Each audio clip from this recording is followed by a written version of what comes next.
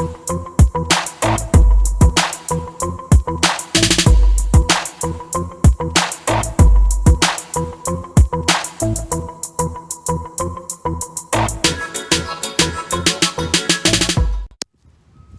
my Facebook, Instagram, YouTube friends. Welcome back. Happy to be here today. My name is Daisy Daniel. I'm a Christian personal resilience life coach, coming to you every Monday and Thursday with a reflection from the book, The Language of Letting Go by Beatty. It's been a great time just to reflect and talk about some tough topics that we don't always make time to talk about. I believe that it could bring healing to you as well as me. You know, the teacher always learns more than the student, that is for sure. And today we're going to be talking about freedom. No, that was last week. Last week, if you did not hear the video, it was about freedom from self-seeking, and that was very good. Today we're going to be talking about freedom from compulsive disorders. And I just want to say, if there's anything that resonates with you with any of the content that I'm sharing, I do provide a one-time complimentary coaching session for you to learn more about what I do and kind of to get to know each other. And you're welcome to do that and sign up for that on my website, which is www.mymoment.lc. LC stands for life coaching. And the reason I name my business My Moment is because I believe there are crossroads in our lives where we need to make some very important decisions that will take us on a different trajectory. And my moment to me, hashtag my moment, means the instant you realize that something needs to be done, is wrong, and then you set out to do something about it. And I think the healing journey is like that, unless, of course, you're not able to talk about the past or able to heal past wounds. But this life is a journey of growing. If you're not growing, something's wrong. You're supposed to be growing and getting better year after year. The purpose of these reflections is to do something impromptu, something I'm not prepared for. And sometimes that works well for me because I'm very busy doing other things, creating different forms of content. And for this kind of thing, I really don't have to prepare for it. And yet I'm still coming and making a space for you to learn and grow and ask questions. And please feel free to leave comments, even if it's on the replay, or if you're here live and you want to leave comments, please do. And I could expand on the concepts and we could talk about it further. All right, here we go. Freedom from compulsive. Ooh, I lost my pen. Give me 1 minute. I don't know what I did with it. And that is very important because I underlined, had a green pen, but it disappeared. That's okay. I have a pen now. I underline what stands out to me, and then I go back and I expand on that. Freedom from compulsive disorders. This is on page 120. She's starting out with a quote from Alcoholics Anonymous. She goes on to say, "Thank you for keeping me straight yesterday. Please help me stay straight today." And of course, we know that Alcoholics Anonymous is helping people with alcohol addiction. And when they say keep straight, that means to not drink. I believe she is going to talk about this concept now, and that refers to the recovery prayer that I did a video on, I don't know, about 3 videos back. So if you want to see a connection to this reflection today, go back and see that, hear that one. And that one's called the recovery prayer. I even did an extension of that the following time on the 12 steps of AA and the serenity prayer, which is very good. All right, here we go. When I first began my recovery from codependency, I was furious about having to begin another recovery program. 7 years earlier, I had begun recovery from chemical dependency. It didn't seem fair that one person should have to address 2 major issues in one lifetime. I've gotten over my anger. I've learned that my recoveries aren't isolated from one another. Many of us recovering from codependency and adult children issues are also recovering from addictions, food, work, or sex addiction. All right, that's a lot of info right there that I'm going to underline and get back to. Thank you for joining. Some of us are trying to stay free of other compulsive disorders, ranging from caretaking to compulsively feeling miserable, guilty, or ashamed. An important part of codependency recovery is staying clean and free of our compulsive or addictive behaviors. Recovery is one big room we've entered called healthy living. We can wave the white flag of surrender to all of our addictions. I love that analogy, by the way, of the white flag. We can safely turn to a power greater than ourselves to relieve us of our compulsive behavior. We know that now. Once we begin actively working a program of recovery, God will relieve us of our addictions. I'm just going to write a little note here on the side, something else that came to mind. Ask God each morning to help us stay free of our addictions and compulsions. Thank God for helping us the day before.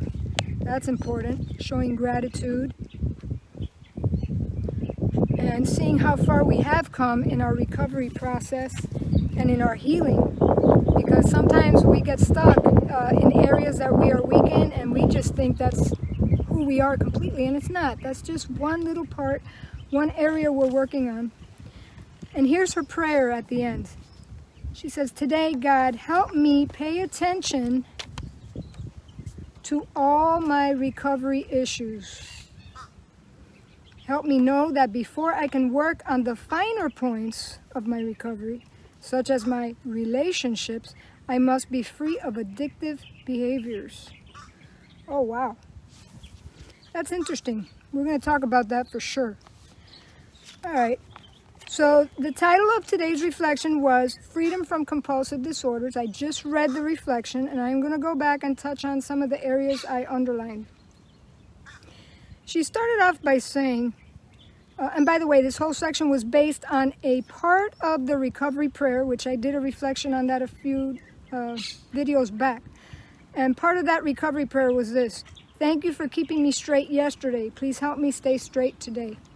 And of course, that comes from Alcoholics Anonymous, and she's referring to alcohol addiction. So in recovery, you take one day at a time, and you work on things one day at a time. You thank God for that day. We're not guaranteed tomorrow, obviously. And also thank God for the day before. Yesterday I didn't drink. Thank you, Jesus. Today, with your help, God, I'm not going to drink, or whatever addiction it is. I've said several videos back, I could count on one hand how many times I have actually drank alcohol. That's not my thing. But I have other things that are addictions for me. And so what you need to do is write on that line what your addiction is in your mind. What is that? Thank God that yesterday you didn't do it. Today, pray to God that you don't do it again. And as we know, there's so many kinds of addictions. And I think the base, the foundation, a lot of the underlying addictions we have also includes codependency. So she started the first paragraph by saying that she had been for 7 years recovering from codependency. When she first started recovering from codependency, she was mad, okay, because she had to begin another recovery program. Okay, so for the chemical dependency that she had, and we're talking about Melody Beatty. She's a very transparent person. She will tell you she's had a rough life. But I think because she had a very rough life, she's able to share some truths that are very powerful and life-changing if we allow them to speak to us, okay? She has a wealth of knowledge. I might not agree 100% with everything she says or represents, but that's okay. I learn from everybody, and I'm taking what's good and applying it to my life, and hopefully you will too. So when she first started her chemical addiction recovery, she said it was a very long time, 7 years.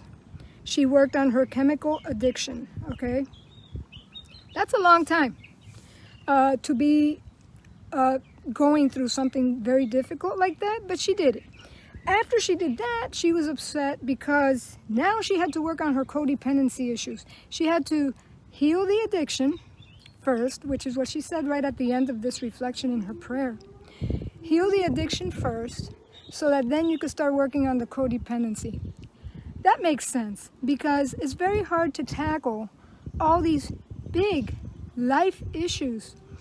And so many of them, like she said, intertwine together. But, you know, we're human. We are not all powerful. We're not God. And God does help us through these things, but they're still very tough things to go through, and they take time. And sometimes I get angry. I wouldn't say angry at God, but I get a little discouraged because I always feel that I should be further along in my healing than I am. But, you know, you could be healed from one thing, and then here comes something else down the pike, you know, that you have to deal with and recover from. And all trauma, just, you know, if trauma continues to keep occurring in your life, those become triggers, and you have to heal from those traumas. And it's not an overnight thing. It just isn't. So she started off with that. She had to address 2 major issues in one lifetime. She was not happy about that, that she had to do that. Chemical recovery from chemical dependency and codependency. Then she goes on to say, many of us recovering from codependency and adult children issues are also recovering from addictions, alcoholism, other drug dependency, gambling, food, work, sex addiction, and the list could go on and on and on of the kind of addictions we could have. You know, I've been watching a show recently on Netflix because I've been displaced. I'm actually living at my mother's house temporarily because my place flooded. And I've been watching a show called Hoarders.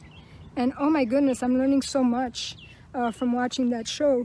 But that is an addiction. They call it a mental illness, but it is surely an addiction. And guess what? A lot of these hoarders, their problem stemmed from earlier in life, major traumatic experiences that occurred that caused them to hold on to things. And those things represented security for them. And one of the hoarders, that I've seen about 3 shows now, that's my new fun thing to do. One of the hoarders said, you know, these things will always be here when I come back.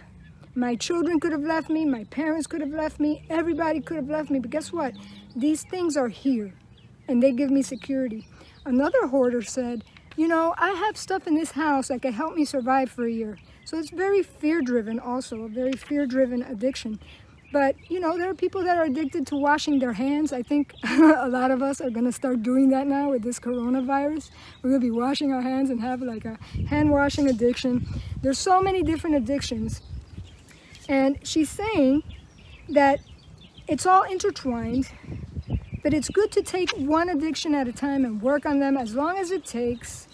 And so that's what that section was about. Then she says another form of addiction is caretaking to compulsively feeling miserable. And we talked about that, about the caretaking part. Of course, that doesn't mean that you don't take care of people. We're supposed to love ourselves, love others, help others in their times of crisis and caretake. But she's talking about codependent people that they caretake to an extreme, to their own expense, their own demise. And that's never healthy. Because God tells us to love others as we love ourselves. So never in His economy does He want you to destroy yourself to, in your mind, help others the way you think you're helping them. And many times, we're not really helping them if we're codependents. And then she says, an important part of codependency recovery is staying clean and free of our compulsive or addictive behaviors. All right, because we can't be spinning 3-4 plates at the same time. I think that's very sound advice. Work on the addictions first, then work on your codependency issues. And, you know, little by little, as you overcome these fears and now that I'm displaced from my home, and this is the second time my home has flooded in 2.5 months, I call myself a personal resilience life coach. So I have to stop and ponder what the lessons are here. And I've learned tons of lessons. I've written them down because I never want to forget. But having gone through the 2 floods and then watching the Hoarders, the show with the hoarding, just really made me realize that a lot of the stuff I have, I really don't need. A lot of it represents my past life, pre-separation, pre-divorce, things I took with me that I actually had to fight for, that I took with me to never forget my children, never forget my dedication, my 13 years of homeschooling, my homemaking skills. And guess what? A lot of those things are rotting up in the attic because I now don't have the time to do what I used to do. And when you watch this show, Hoarders, you see the psychologist trying to talk sense into the addicted person, the hoarder. And it makes absolutely no sense to them, what the psychologists are saying. But then, of course, happy ending in the show, and they get rid of some of their stuff or all of their stuff. But one addiction at a time. Conquer that. Then take baby steps, start another one. Conquer that. And then codependency, I think, is at the root of so many things. That definitely should be on our list. Then she goes on to say, we can wave the white flag of surrender to all our addictions. All right. I love that analogy of waving the white flag. What that signifies is, I can't do this on my own. God, my higher power, Jesus, who's my God, please come help me. I'm surrendering. I'm waving my white flag. I can't do this. This addiction has gotten me. I've been blessed that I've never been addicted to anything that's chemical except Coca-Cola. That I would say I was addicted to. But this past New Year's Eve, I actually on a Facebook Live broke up with my best friend, Coca-Cola, that I've had an addiction to for, 25 years or something. And I actually broke up with Coca-Cola on Facebook, and I haven't had Coca-Cola since. And believe me, I crave it, especially when I go through very difficult times. I think, oh man, I would give anything to have a Coca-Cola right now. But I always felt bad every time I drank it. I felt like I didn't have control over it, that it was controlling me, and always would gain weight, because I drink, I didn't drink Coke every day. I drank Coke maybe 4 times a week. So maybe that's not actually a pure addiction, but to me it felt like an addiction. I got rid of that. Now I'm working on other things. But you wave the white flag, you surrender to a higher power greater than you to relieve you of your compulsive behavior. God will relieve us of our addictions. I believe that. God says, ask for wisdom, he'll give it to you. Ask him for a strategy, for tools, for a plan, he will give it to you. He will bring people into your life that will help you. And I think, when you read the 12 steps, which I did a video on that a few videos back, read the 12 steps, and if you follow those 12 steps for whatever addiction you have, doesn't matter what it is, it could be exercise addiction. There's such a thing as exercise addiction. You follow those 12 steps where you recognize you have an addiction, you tell someone, you have people hold you accountable, you take steps, and it's a beautiful program. It really is. And then her prayer at the end, she says, God, help me to pay attention to all of my recovery issues. Okay? So pay attention. That means you're knowledgeable of them, but that doesn't mean you're going to work on them all at the same time. You know what they are. You write them down. And then she says, help me to know that before I can work on the finer points of my recovery, such as my relationships, isn't that a biggie? I must be free of addictive behaviors. All right, so she's saying before you could even work on relational issues, whether that's with your spouse, your children, your parents, your friends, you need to take care of the compulsions that you have with your addictions. She must have a reason for saying that. I think most likely my guess would be that to overcome big addictions, chemical addictions, it takes a lot of work, and she wants you to focus on one big addiction at a time, and then on the more finer points that include relationships. And the reason I think she said they're finer points is because you really can't change people. And if there's a toxic relationship, there are bad dynamics within the family, friendships, marriage, whatever it is, you only have power over yourself. You could persuade till you're blue in the face, and if they're not ready to change, they are not going to change. And some people do, and some people don't. And you don't know what they're going to do. And in order to fight that battle, you have to really be strong and not be a slave to personal addictions that are controlling your mind, taking space, renting space in your head, and controlling your choices. And then she ends it by saying, I must be free of addictive behaviors. So right there, she's not just talking about chemical, which we know she struggled with drug addiction. It was a 7-year journey for her. Be free of addictive behaviors, whatever that addiction is. And there's so many. Oh my goodness. Even the 12-step program, if you look it up now, there are so many support groups of different forms of addictions that you could go to. Food addiction, a slew of them. And she's saying, work on those things, get yourself strong, get yourself healthy, and then focus on the finer details of the issues in relationships. And I would say that's good advice. I really would. It would only put you in a stronger point to help and hopefully bridge, the relationships that are broken.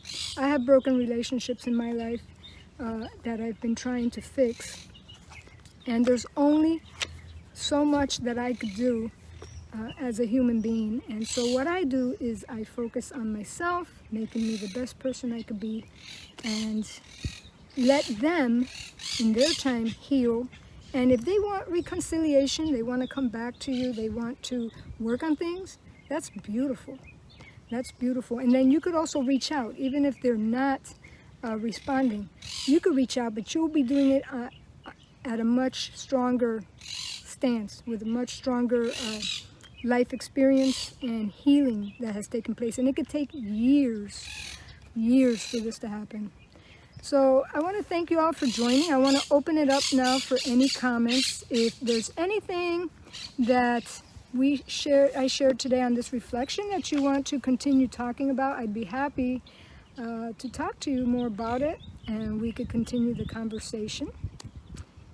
Did anything stand out for anybody watching right now with this? This was a very good one. This was a very interesting topic, and I think a very needed one. And after this pandemic is over, this coronavirus, I think therapists and life coaches are going to be in business for a very, very long time, because this is some scary times we're in, and scary stuff happening. And people are turning, unfortunately, to addictions. And instead of waving the white flag of surrender, they're doing the opposite, and that's sad. So thank you for watching. I am going to sign off. I will be here on Monday again, every Monday and Thursday at 12 p.m. to share a reflection from the book, The Language of Letting Go. I do one-time complimentary coaching session if any of you are interested in learning more about what I do. And I will look forward to seeing you again on Monday. God bless and have a beautiful day.